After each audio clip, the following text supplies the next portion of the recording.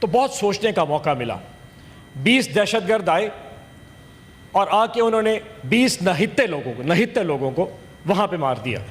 اور اس کے بعد ایک اتنی بڑی طاقت، چیئرمین صاحب سوچنے کی بات ہے کہ اتنی بڑی طاقت کہ ان کی 15 لاکھ فوج میں سے 7 لاکھ فوج اس وقت انڈین آکوپائڈ کشمیر میں پوسٹڈ ہے.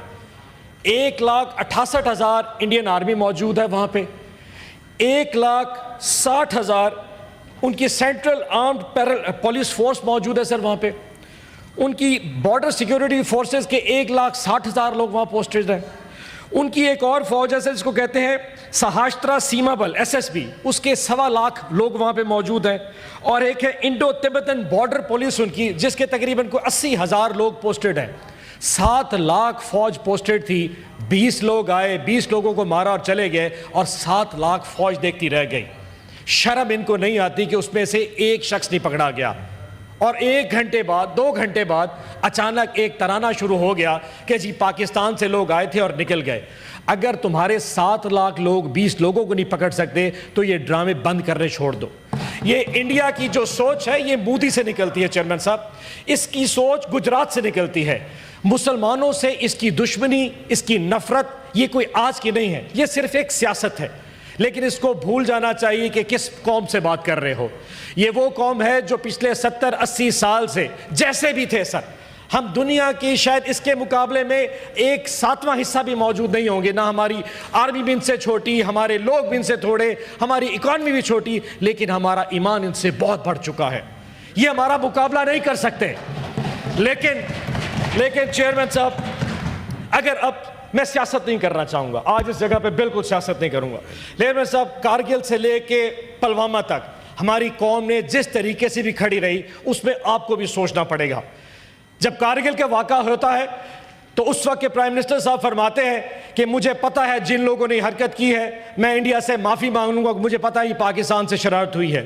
اور اسی طرح کا واقعہ 2019 میں ہوا تھا جب اس کے وزیر اعظم نے کہا تھا، اور UN میں کھڑے ہو کے انگریزی میں کہا تھا چیئرمین صاحب، اردو میں نہیں کہا تھا.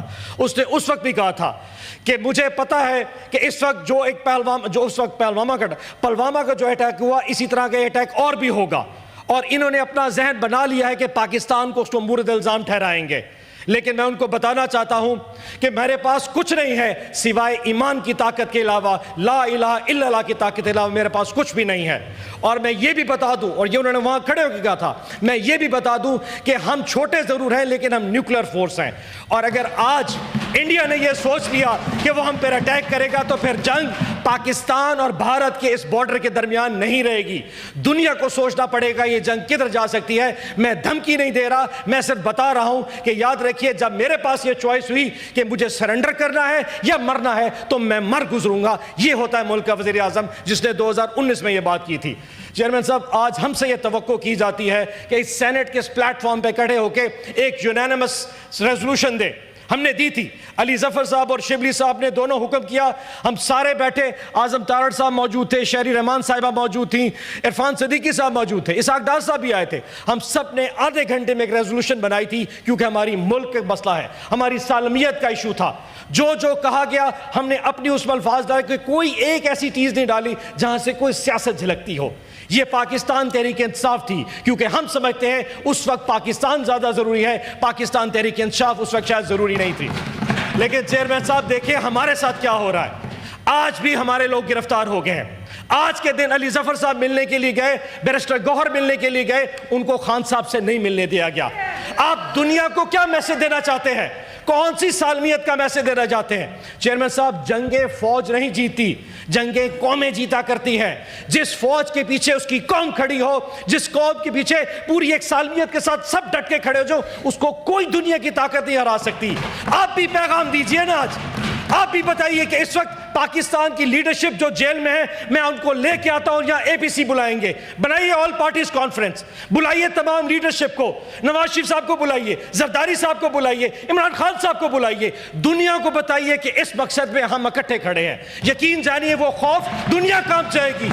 چیئرمین صاحب، ایسا نہیں ہو سکتا کہ آپ یہاں پہ تقریریں کریں اور میرا لیڈر جیل میں ہو. یقین جانیے ایک دن کے لیے، صرف ایک دن کے لیے عمران خان صاحب کو یہاں کے اس کرسی پہ بٹھا دیں، میں آپ کو شرط لگا کہ دنیا آپ کو کسی گندی نظر سے دیکھ ہی نہیں سکتی. انڈیا تو دور کی بات ہے. سر یہ جو طاقت ہے ایمان سے آتی ہے, اس شخص میں ایمان ہے.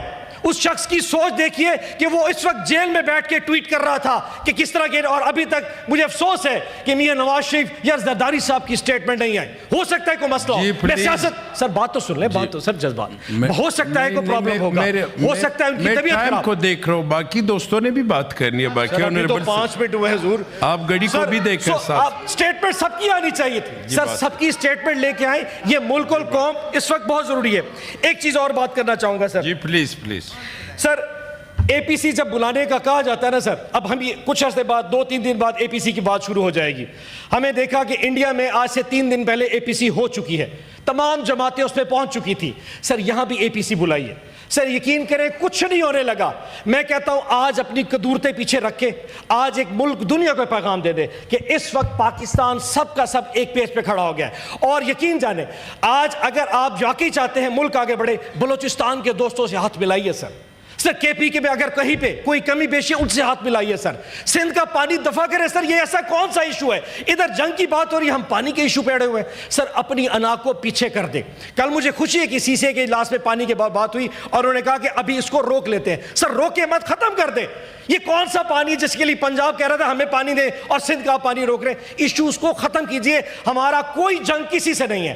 آج کے دن سر پیغام دیں, ایک ریزولوشن اس ملک کو جنگ سے نہیں روک سکتی سر, اس کو جتا نہیں سکتی, لیکن ایک پیغام اس جنگ سے جتا سکتا ہے, وہ یہ کہ یہاں پہ آج ساری کی ساری لیڈرشپ بیٹھی ہو. میاں نواز شریف بیٹھا ہے, زرداری صاحب بیٹھے, عمران خان صاحب بیٹھے, اور پھر یہاں سے بات ہوگی کہ ہم کٹھے ہیں اس پرچم کے سائے تلے, ہم ایک ہیں. پاکستان زندہ باد, عمران خان زندہ باد.